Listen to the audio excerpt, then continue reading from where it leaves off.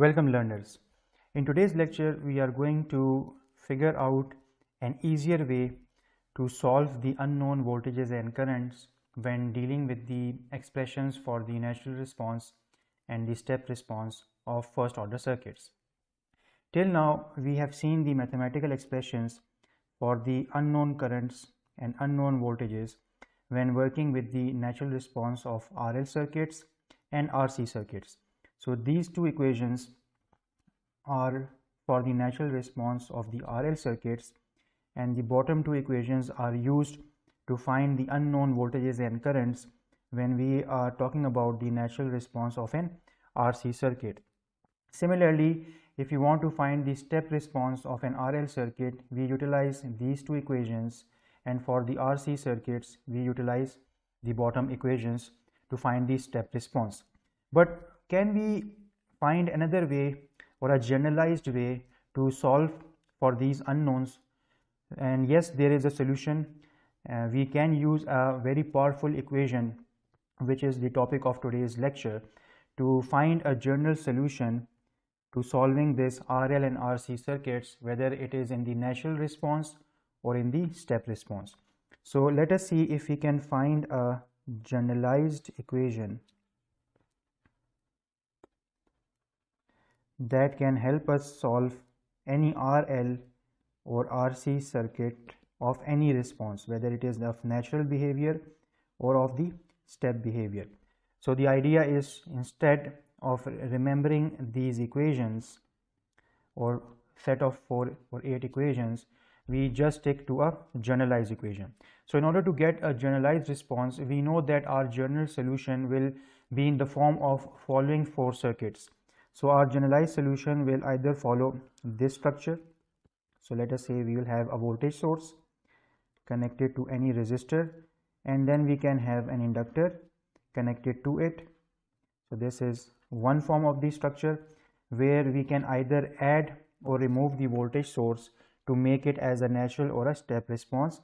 Similarly, in place of inductor we can have a capacitor as well.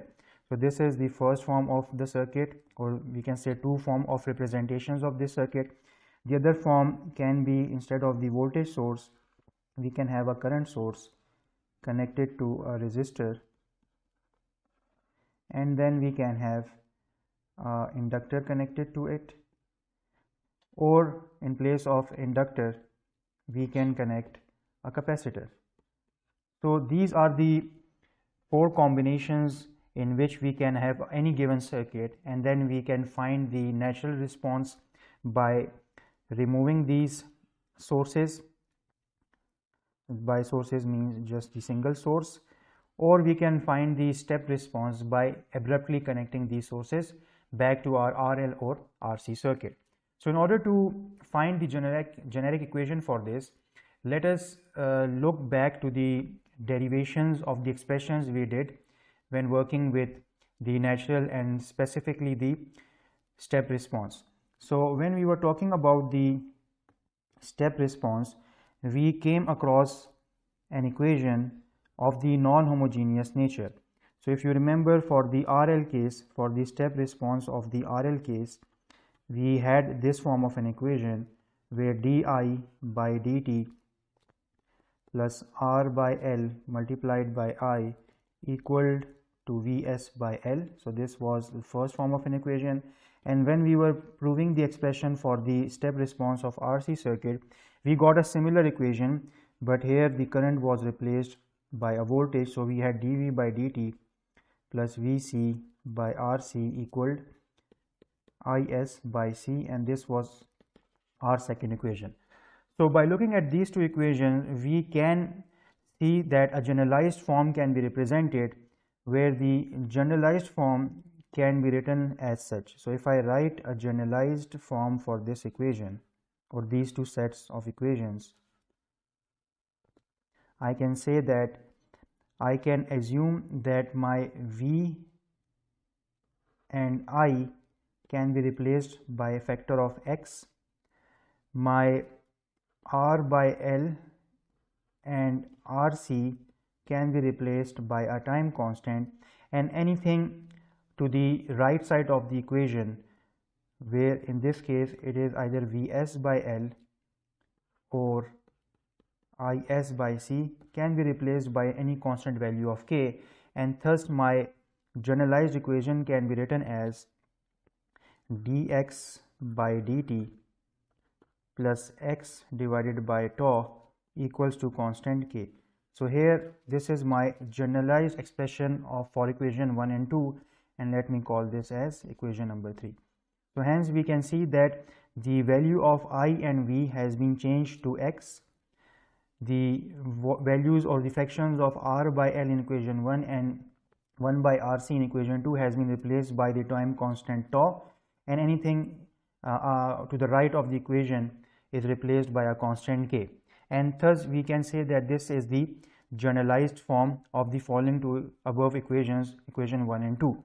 And if we further simplify equation number 3, we can do it as well, because we know that our sources become DC, or we have a DC source, which means a constant value flows through the circuit. Hence in equation number 3 we can say that for a constant value the derivative term can become equal to 0, and thus our equation, then equation 3 further simplifies to x equals to K of tau, and the new equation extracted from equation 3, which is equation 4, is x equals to K of tau, and we can say that this is a final value, so I am writing x of f over here. So this is what we get by further analyzing equation number 3. So now let us come back and see if we can further come to a generalized equation following equation number 3. So let us do further analysis in terms of variable separation or separation of variable technique to see what we can do with equation number 3. So let us write the equation number 3. It is now dx by dt plus x by tau equals to a constant K. This constant can be K or it can be 0 depending upon what kind of source and conditions we are using. Let us see what we can do with this equation. So let us write this as dx by dt equals to minus x by tau plus K. We can further simplify it as tau minus x plus K of tau. In order to make the equation more clear, we can use this negative factor and introduce it into the circuit or the parenthesis. So we can write it as minus x minus K of tau. So basically I am multiplying or introducing the negative factor inside the parenthesis. It becomes tau. So finally I can replace this K of t with its original value, or what we saw in equation number 4. So it becomes x of f divided by tau, and the other side is dx by dt. So this is what I am getting. Now let us solve this for d of t and see what we can do with this. So we multiply both the sides by d of t to get rid of this differentiation. So this cancels out. I'll be left with dx is equal to minus x of f divided by tau. Let us bring the numerator in the denominator side. So x minus x of f equals to negative 1 by tau, and here d of t is as it is. So this is the equation which I am getting. Now I can easily integrate this equation so that I get a homogeneous form of equation. So I can say that this equation further gets integrated by introducing the limits from t naught being the initial value to x of t being the final value. So I can write it as t naught to t, and I can also solve it in terms of u and v if we follow the guidelines given by the book. So this x is translates into u, and this d of t translates into d of v. So just to give it another form as per the author's recommendation, I can write it as u x of f, but the limits remain the same. X of t to x of t naught equals to minus 1 by tau t naught into t dv. And once we solve this integral, you can have a go at this. The final equation that we get and which is a very important equation, is of this form. So once we solve this equation, this is what we'll get. X of t equals to x of f plus, in brackets we have x of t naught minus x of f e raised to power minus t naught divided by tau. And this is the generalized equation that we can use to solve or find any of the voltages and currents, whether we are discussing the step response or the natural response of the circuit.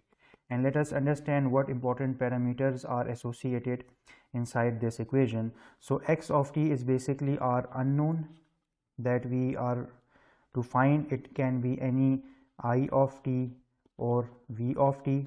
Let's say for inductor it can be IL of t, for capacitor it can be Vc, and vice versa. X of f is the final value of the circuit. Final value means when the circuit has reached 5 time constants. Then again x of t naught is the initial condition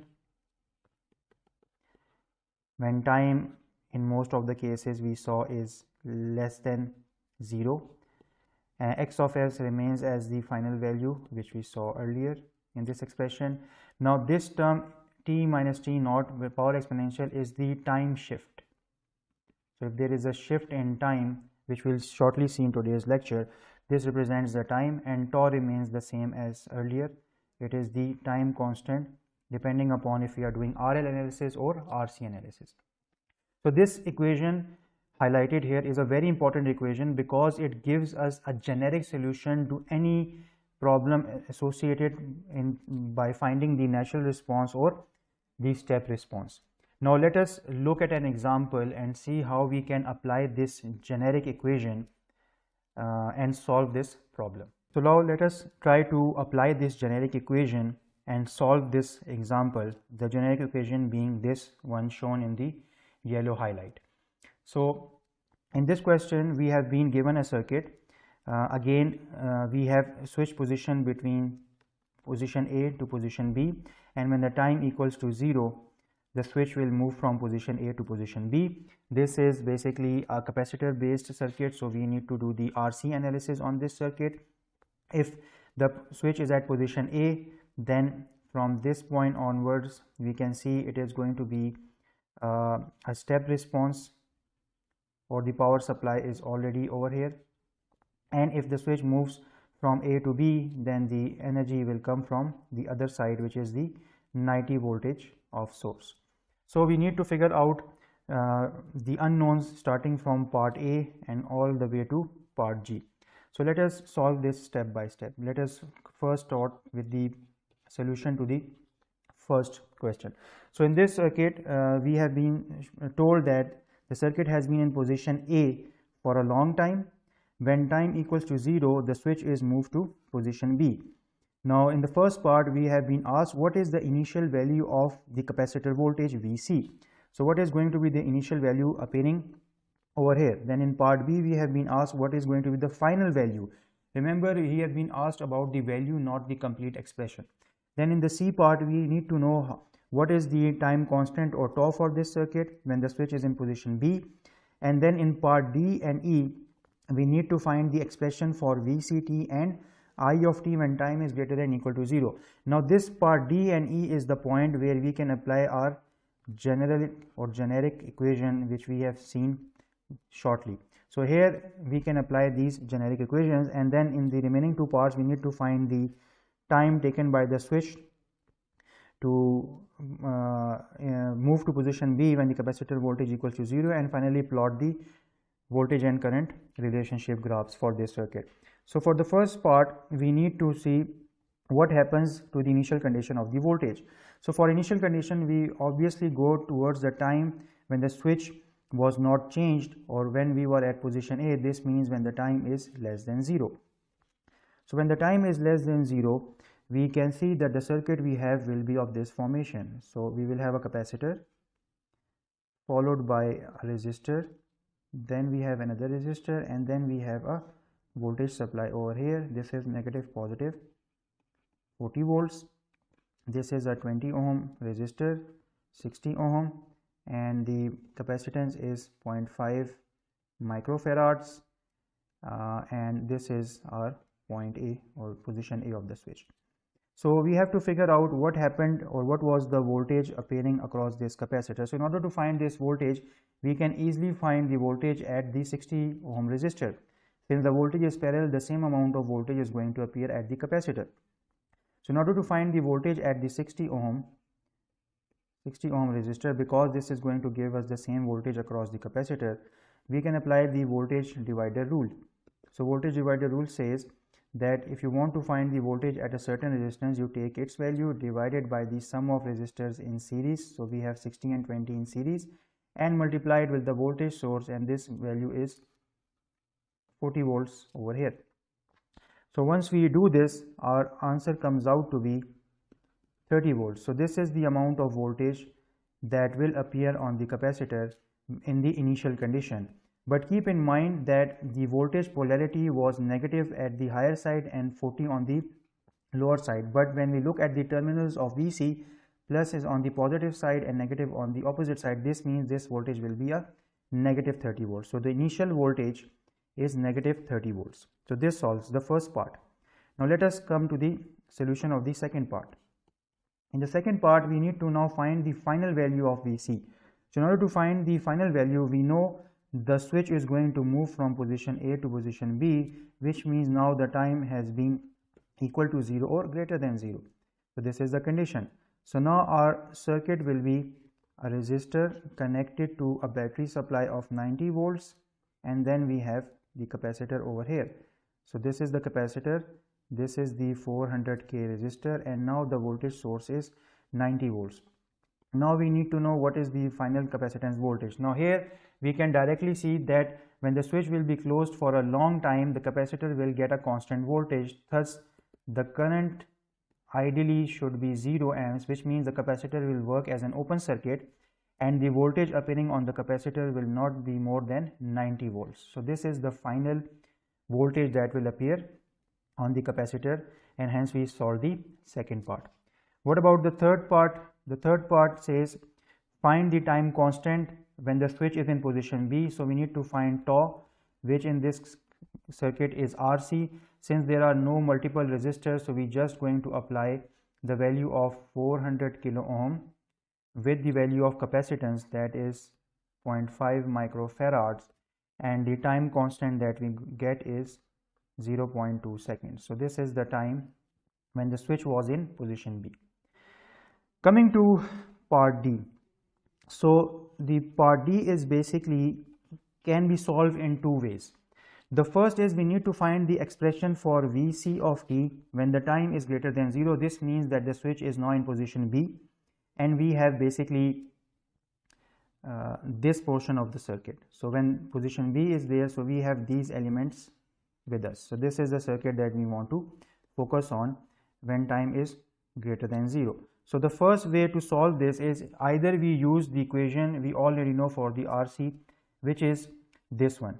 So either we use this equation to find Vc of t. Here the equation can be simply written in terms of voltages. So V of t can also be written as Is of R. You replace V with Ohm's law, plus you can write it as V naught minus Is of R, and then exponential minus t by RC, as we already know about this. So this is minus t by RC, right? So we can either use this equation to solve or find this voltage. So you have the option to either use this equation, which is Is by R plus ISR, or it was V naught minus ISR e raised to power minus t by tau. So this is the equations that we have seen previously. You can use this to find your answer, but we can also use the generic equation which we just derived, shown over here in the yellow highlight. Let us use this equation and see if we get, and we should get the same answer. So I leave this for you guys to have the answer of. We'll use the generic equation to make our analysis easy to find this V of C. So in order to find the V of C, the generic equation is as x of t equals to x of f plus x of t naught minus x of f e raised to power minus t naught divided by tau. So this is the generic equation that we have, which I have just taken from the one shown over here in the yellow highlight. So now let us see what we have in terms of the x of f and x of t. So x of t equals to, we know x of f is the final value of this circuit, and in part number B we have already figured out the final value.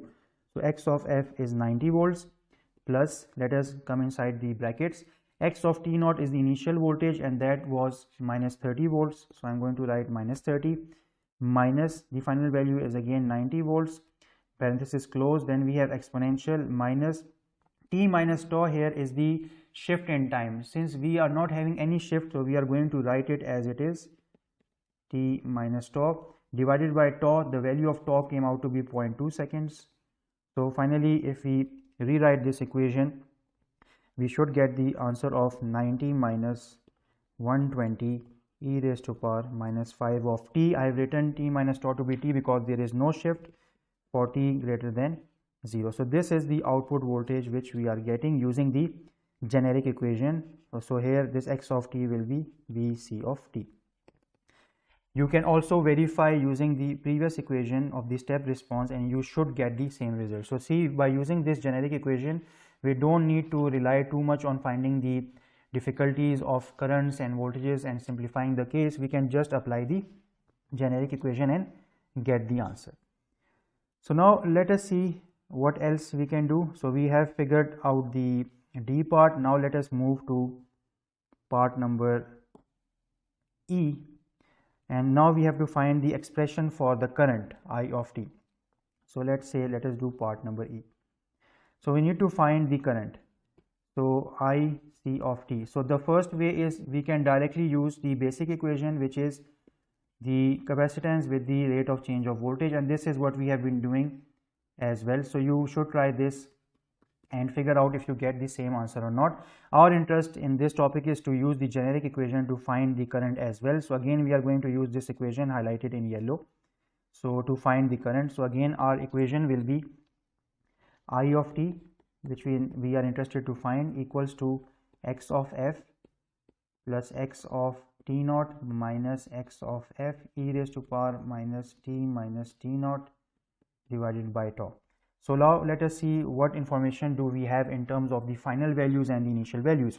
So for the final value, we know that our circuit will be as over here highlighted in yellow, and if the switch is at point B for a long amount of time, the voltage appearing over the capacitor will be a constant voltage, thus the output of the constant voltage will be 0. This means that the final value will be 0. Now what about the initial value? So again x of f is 0, so I can write negative 0 over here. So for the initial value, we have to think on it for a little bit. The initial value in case of inductors, in case of capacitor, is such that we know by the generic equation.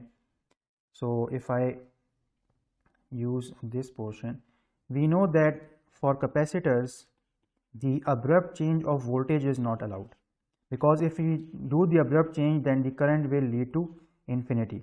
So this kind of thing is not allowed, which means that the voltage will change, but it will be a gradual change. So when the switch moves from point A to point B, we know that the initial value of the current at point A is going to be the same when the switch is moved to position B. So in order to get this, what we do is we find the initial value by using the Ohm's law, where I equals to V by R, and thus our equation will be that the initial final value of 90 volts minus the initial value, which is the difference of voltages, so we can write it as A minus B, and divided by the resistance of 400 kilo ohm minus 0. So this is, and the exponential will come as it is. So this is how we are going to find the value of the current. Again, coming back to the equation, that The abrupt change of voltage is not allowed. So this means the voltage will gradually move from the initial condition to the final condition, and hence our current will be a difference of the final minus initial voltage. So that's why we have written initial value of xt naught, which is the initial current, as a difference, or the using the Ohm's law equation, V final, which is 90, minus V initial, which is 30, minus 30 divided by 400. So our final equation for the current comes out to be 300 e raised to power minus 5t for t greater than equal to 0 plus, and again the value of tau remains the same, which is this 0.2 seconds. And we should, so this is our I of t, and this answer should also correlate if we use this expression as well, and I suggest that you also try and verify this as well. So this is how we find the current equation. Now let us move us to the last two parts, which is in F we need to know how much time the switch takes when it stays in position B and the capacitor voltage becomes equal to 0. So for that it is a straightforward analysis. So for part F, we need to find the time when the voltage in the capacitance becomes equal to 0. So we can use this equation. We know that the final voltage is represented as 90 minus 120 e raised to power minus 5t equals to 0. So we need to know the time instance from here. So we can easily write it as 120 exponential minus 5 of t equals to 90.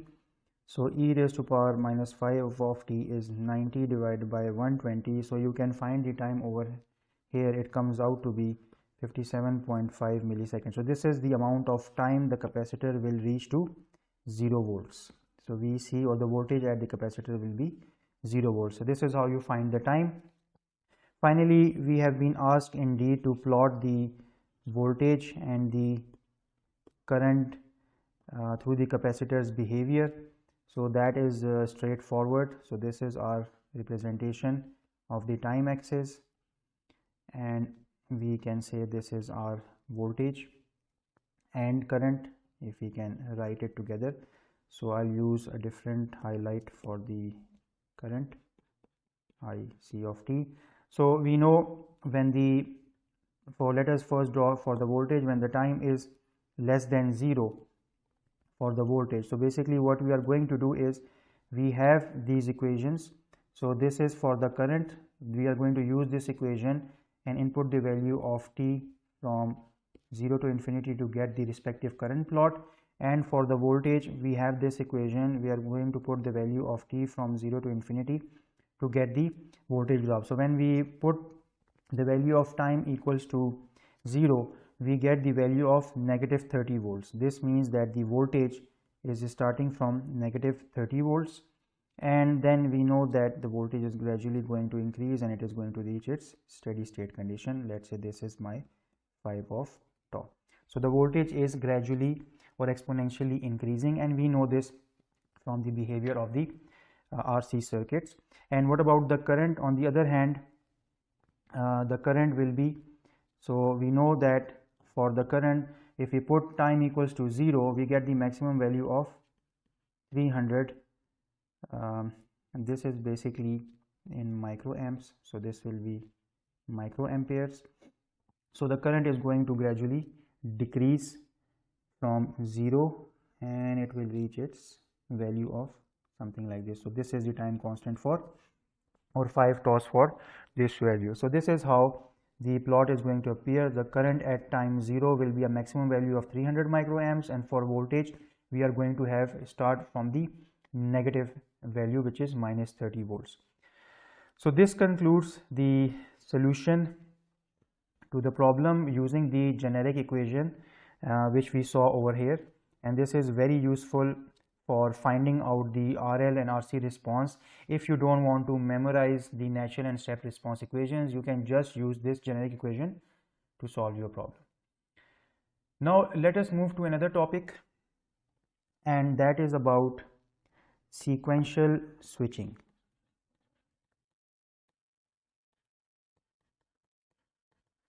So it's a very easy topic in the sense that the analysis remains the same.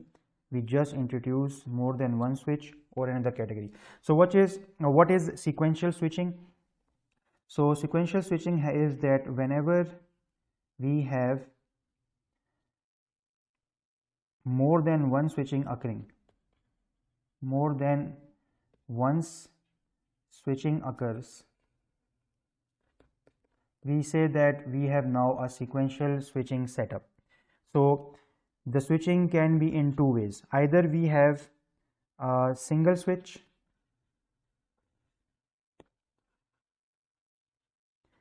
and it is moving multiple times. So this is one scenario. Or we can have multiple switches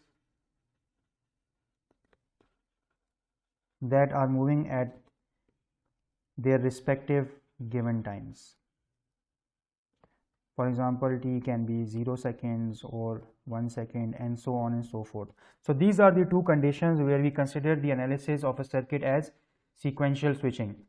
So if we look at the first condition, in the first condition we can say that if we have a circuit, let us say something like this, we have a resistor and now we have a switch over here and then we have an inductor.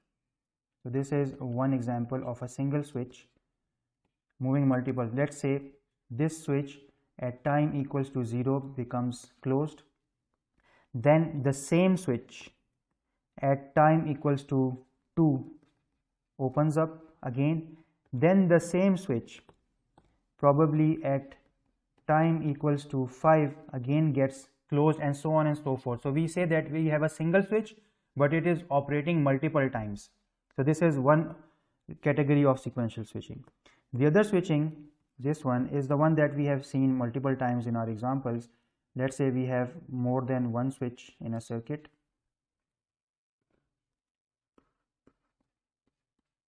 And this is the behavior that we can have since we are using RL and RC, so I don't want to change this. So this is that if we have more than one switches, so let's say the first switch closes at t is equal to 0 and the second closes at t is equal to 5 seconds, and we have the voltage source, this is the resistor, this is L1 and this is L2. So this is the second scenario where we have more than one switches, and then thus we analyze the circuit in the context of sequential switching. Keep in mind that the reference time cannot be 0 for all switches. Important point to note is that in the sequential switching, the reference time which we take as t0 is not going to be the same for all. And it's obvious because if the first switch opens at t0, then the second switch is not going to rely on that previous switch. So this switch will open at t is equal to 5 seconds. Another thing, the time constant for both the switches will be of different category. Obviously, when the switch opens, the steady state condition for both the stages are different. So the reference time t0 is not going to be the same for all, and the time constant is going to be different for different switches, because the steady state condition for different stages will be different. So the time constant is going to be different for multiple switches. So these are the conditions that we have to keep in mind. Okay, let us take an example and see if we can further understand this sequential switching. Now let us understand the working of this sequential switching through an example. So here we have been given a circuit. We have an independent voltage source of 60 volts, and then you can see we have two switches. The first switch is going to open when the time reaches of 0 second, and the second switch is going to open when the time reaches 35 millisecond. So how can we solve this circuit given we have an inductor in between these circuits? So let us say for this circuit we need to find the following. So in the first part we find the inductor current, or the expression for the inductor current when the time is between 0 to 35 millisecond, and in the second part we find the same expression for the current, but this time when the time is greater than or equal to 35 milliseconds. So this is what we need to find. Let us see how can we go about solving this problem that we have. So in order to solve this, let us try to understand the behavior by segregating the circuit, or see what happens when the switch is less than 0, because both of the switches are going to be open, or they will be in the working state when they reach the time of T1, so this is switch 1, and the second will open when we reach switch 2 at 35 millisecond. So in order to solve this circuit, let us first take what happens when the time is less than 0. It means when the time is less than 0, both switches S1 and S2 are closed, so the current can easily move through them. The switches remain closed, so when they remain closed, what is going to happen to the circuit? So our circuit will just be voltage source. So this will be our circuit connected to a resistor, and then we have another resistor of 12 ohm. Here the circuit remains closed, followed by the 6 ohm resistor, and then we have a 3 ohm, followed by the inductor, and then the switch remains closed over here as well, and then we have the 18 ohm. So I'll highlight those areas where the switch is basically remaining closed at time is less than 0. So this is 18 ohm, this is 150 millihenry, this is 6 ohm, this is 3 ohm, this is 12 ohm, this is 4 ohm, and the voltage source is 60 volts. So this is the structure that we are having when time is less than 0. So now what is going to happen? The current that is going to be generated by the 60 volt source is maximum going to appear or take the path across the inductor, which is I of L. So all the current will go through the inductor, thus making this inductor as a short circuit, because the voltage will become constant. Thus this inductor will become as a short circuit, a constant voltage. This means that the connection of the 18 ohm will get severed and the circuit will be concluded till this point. The current will not go, it will take this path to complete the circuit. So the current, if it is moving like this in all these paths, it will take the inductor current and come back to the negative terminal of the battery. So this means the 18 ohm resistor is out of the question for this analysis, and the inductor becomes a short circuit. Now once this happens, what is the current moving through this 3 ohm resistor, or the value of I3? So how we can find this? Let us see if we can do the analysis. If you look at the circuit, we can see that this 12 and 6 ohm are in parallel. So we can simplify the circuit as a voltage source connected to a resistor. Now when you take the 6 and 12 as an equivalent or R equivalent, you get the value of 4 ohm. So our new circuit will be 4 ohm connected to the 3 ohm value, the 3 ohm, and this is our circuit. So this is 3 ohm, this is the new 4 ohm value, this is the 4 ohm, and this is the 60 volts. Now let us see what is the current moving through here.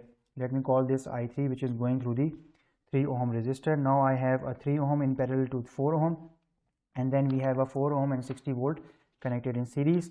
What is the value of I3? In order to find I3, I can do the source transformation over here. So if I apply the source transformation, I can generate a current source with the same resistor of 4 connected in parallel to the next resistor connected in parallel, and then we have a 3 ohm resistor as it is. So the current becomes I equals to V by R, and this is equal to 15 amps. So this is the circuit that we are having currently. So let us utilize this area if I can. So let us go in this direction. So now we have this circuit. We can easily solve this because now these two are connected in parallel. So my circuit now becomes, if I again apply the R equivalent, so the new circuit I get is the current source of 15 amps, and then 4 parallel to 4 comes out to be 2 ohm, and this is now in 3 ohm, and this is the 15 amps of the source. Now what else can I do? I can again change this to a voltage source. So the voltage source means I can do the source transformation. So this will become a voltage source with in 2 ohm in series. Now this becomes 2, this becomes 3, this becomes V is equal to IR, which is 30 volts, and now I can find the current that is moving through here by just applying the Ohm's law. So I equals to V by sum of R, which is 2 plus 3, and current comes out to be 6 amps, and this is basically the initial current because we took time is less than 0. So initial current flowing through the inductor comes out to be of 6 amps, and now let us see that what we can do afterwards. So we have figured out the equation of the current or the expression for the current at the initial condition. Now let us see what happens when the time reaches to 0 and this switch 1 will get open. So now when the switch gets open, so now let us talk about when time is greater than equal to 0. Keep in mind that we haven't reached the time for the second switch, which will open at 35 millisecond. We are now less than 35 millisecond. So when we reach time equals to 0, greater than 0, the circuit will be such that the switch opens. So we will be left with only this configuration. So now our new circuit will be a 6 ohm resistor connected to a 3 ohm resistor. Now the inductor comes into play and the 18 ohm resistor is back into the play because now the short circuit of the inductor is over. So this is now my new circuit, and these are the terminals A and B because the voltage source has been removed at switch number 1. Now once we have this, what is the time constant that we can find from here, or we can simplify this? So we know that the time constant for an RL circuit is L by R. Since we have these resistors connected, so we can make an R equivalent of total, which means that our inductance will be 150 millihenry, and I know that my 6 plus 3 is in series and it is parallel to 18 ohm. So my answer comes out to be 25 millisecond for the time constant. Now once I have the time constant, I can finally figure out the needed current between 0 and 35. So part A is that I have to find the inductor current between time 0 and 35. So IL of t comes out to be, since this is a natural response of the circuit, because when the switch gets open the supply is removed as can be seen from here. So I am going to use the equation of I naught e raised to power minus RL into t for t greater than equal to 0. So we know that the initial current came out to be 6 amperes multiplied by e raised to power minus tau is minus 1 divided by 25. So it comes out to be minus 40 t, and the time now is between, so the condition is that the time is between t0 and 35 millisecond. So this is the current which is moving when switch 1 is opened inside the inductor. Now let us come to the second part of the problem. What happens when the time is greater than 35, which means that now switch number 2 is going to open and this 18 ohm resistor will get disconnected from the circuit, and thus our new circuit. So now let us do the second part B. Now when time is greater than equal to 35 millisecond, our circuit will be something like a 6 ohm resistor followed by a 3 ohm, then I have an inductor, and that's it. The switch is opened from that side. So this is A and B. Now our circuit will be something like this, but we know that since this is 35 millisecond, the only thing available will be at the inductor, and we already have calculated this, because if this is my inductor, this is 3 ohm and this is 6 ohm, we already know what is the current flowing through here, which we saw previously, which we figured out over here. So in order to find what is happening at time t, we are just going to write the previous equation and replace t. So the previous answer was 6 ampere e raised to power minus 40 t. Just replace the t with 35 milliseconds to see what happens to the inductor current at switch 2. So the answer comes out to be 6 e raised to power minus 40 multiplied by 35 millisecond, and this is 1.48 amps. So this is now the value of the inductor current at time greater than 35 millisecond. And since this is the value, let us now talk about what is happening to the initial and final condition at the second switch, because this is the current that is appeared when the switch gets open, and we know that the previous condition to the current condition should follow this in order to avoid the infinite voltage, which means if we write the equation for the final inductor current, we have to keep in mind that the initial voltage is now 1.58. Another thing, as we mentioned before, is that the time constant is going to be different for different switches. So in the previous case, the time constant was 25 millisecond, but now when the switch is opened or switch 2 is opened, the time constant is going to be changed.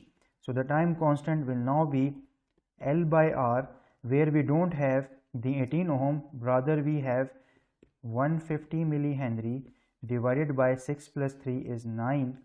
So we get the value of 16.6 milliseconds. So with this new time constant, the final equation of the inductor current comes out to be I naught e raised to power minus t by tau for time greater than equal to 35 millisecond, which is initial current is 1.48, exponential is minus t by 16.6. So the answer comes out to be 1.48 exponential minus 60, and the value t becomes t minus 35 milliseconds, because now this is the shift that is happening over here at t is greater than equal to 35 minutes. So this is the final current that we are going to have.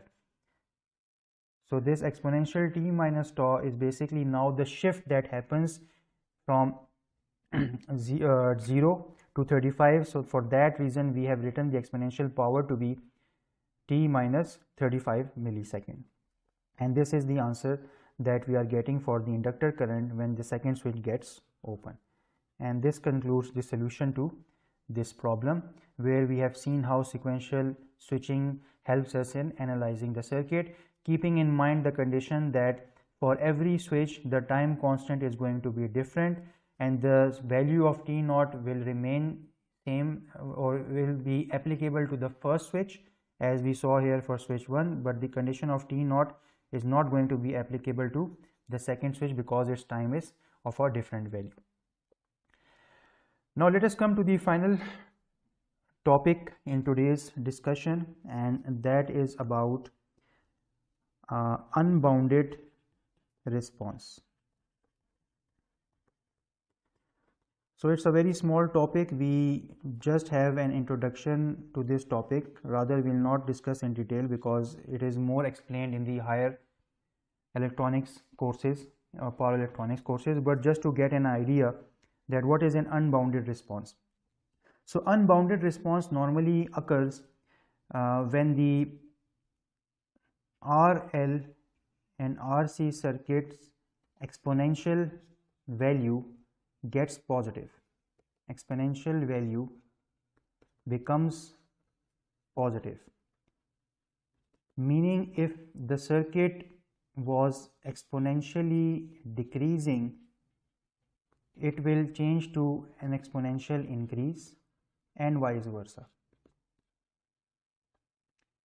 Meaning that in our expressions of the natural and express response, we always had a value of exponential minus t by RC, or we saw this value of minus R by L into t.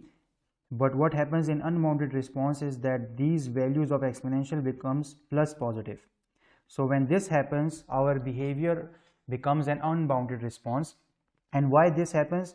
Because when the circuit has a dependent source in it, so when we introduce or when we have a dependent source, we get an unbounded response. And what is unbounded response? The exponential behaves in the opposite way.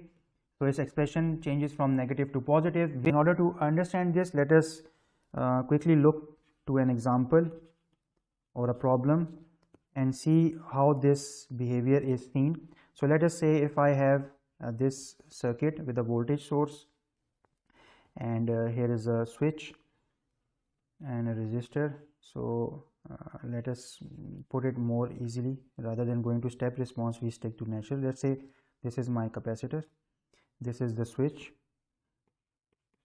and it is at going to t is equal to 0, it will close, and then we have a 10 kilo ohm resistor followed by a dependent source of the nature current. So it is a current controlled current dependent source, so 7I delta, and followed by another resistor of 20 kilo ohm where the dependent current is going through here. I delta is moving or flowing through the 20 kilo ohm. So now we can see in the circuit we have a current controlled current dependent source, and the value of 10 volt is appearing on this 5 microfarad capacitor, and when switch is closed at time is equal to 0, so what we are having is the voltage that is appearing at these terminals. So how can we solve this, or let us understand how the unbounded response appears. Let us say we want to solve this circuit and see what happens when the switch is open and when the switch gets closed. So again, in order to solve this, let us do the steps as we normally do. Let's say what happens when time is less than 0. When time is less than 0, the only circuit that we are going to have is just this portion. So this is basically when time is less than 0. So let us draw this. This will be a resistor followed by a current controlled dependent current source, and then we are going to have a 20 kilo ohm 7I delta, and I delta is also flowing through here, and this is the 10 kilo ohm resistor. So we need to know now what is going to happen. So if we follow the time less than 0, we can see that these are the two terminals which are appearing over here because the switch is in the open state. So the capacitor is not involved in this circuit. So how can we solve this circuit? Well, whenever we have the terminals or open terminals, we can apply the Thevenin and Norton theorem. So in order to find this circuit with a dependent source, we can apply the test source method. So we can apply the test source method to find the R Thevenin, and thus the whole circuit to our right, 20 kilo ohm with a dependent source of 7 ID and 10 kilo ohm, can be represented by a single R Thevenin. So let us apply the test voltage method to find R Thevenin. So for the test voltage method, what we do is we introduced an arbitrary voltage source which we call as a test voltage. So this V of t, and this is going to generate a current I of t. This I of t is going to flow in all of these branches, and thus we can write the node voltage equations for this. So we can say that, let us write the equation for this. So in order to write the equation for this, we can say our equation will be I of t, the current is basically the node voltage method is the current is V of t going through 10 kilo ohm resistor minus 7I of delta plus I of d, which is V of t divided by 20 kilo ohm.